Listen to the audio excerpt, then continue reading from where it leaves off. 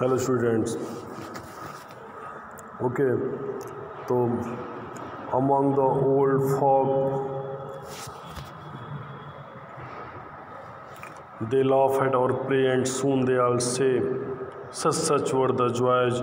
वे लोग जो वहाँ वो जो जॉन जिसके बारे में ऊपर बात हो रही होगी बूढ़े लोगों के बीच बैठे हुए हैं, सब लोग बैठ के इन बच्चों के खेल पे हंस रहे हैं और आपस में बात कर रहे हैं कि जब हम भी छोटे थे, लड़के थे, girls and boys, when we are girls and boys, तो हम भी इसी तरह से जॉय आनंद लेते थे, हम भी ऐसे एंटरटेनमेंट करते थे।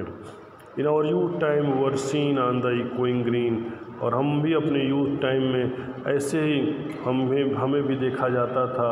हम भी इस गूंजती हुई हरियाली में रहते थे, हम भी यहाँ पे अपने गेम को खेला करते थे।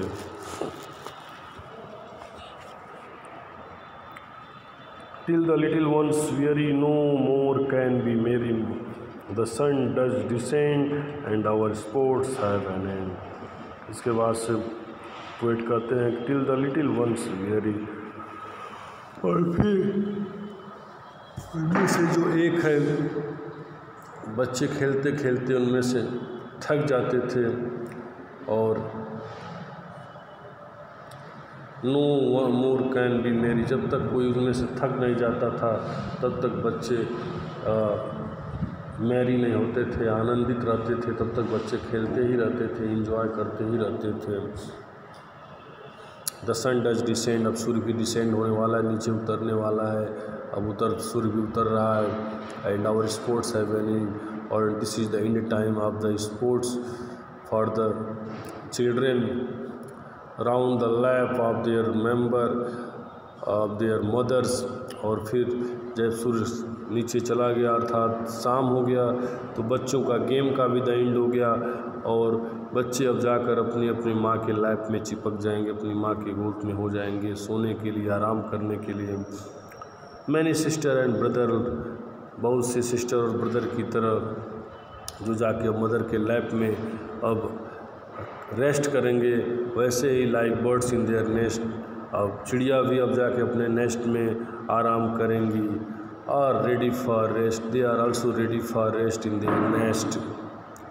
And sport no more seen on the darkening green, और अब जब अंधेरा हो जाएगा तो फिर क्या होगा, जो ग्रीनरी इकोइंग ग्रीन हो रही है, जो ग्रीनरी वहाँ पे इको कर रही है, वो बिल्कुल अब दिखाई नहीं देगी, क्योंकि डार्कनेस अब उसको कवर कर लेगा। अब वहाँ पे कोई खेल नहीं हो पाएगा और डार्कनेस जो है उस ग्रीनरी को कवर कर लेगा, अर्थात अब डार्कनिंग ग्रीन हो जाएगा।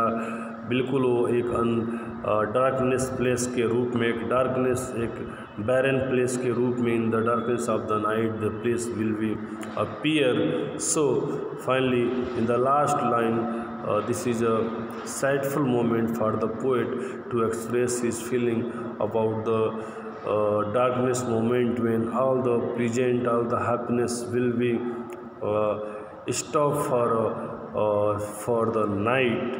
So finally it is said that this is a poem full of natural activity, full of natural scene, and all the images and sounds of nature has been captured here. So finally students, this chapter is completed and you have to learn the word meaning that is given below in this chapter. You will learn it. Okay, goodbye everyone.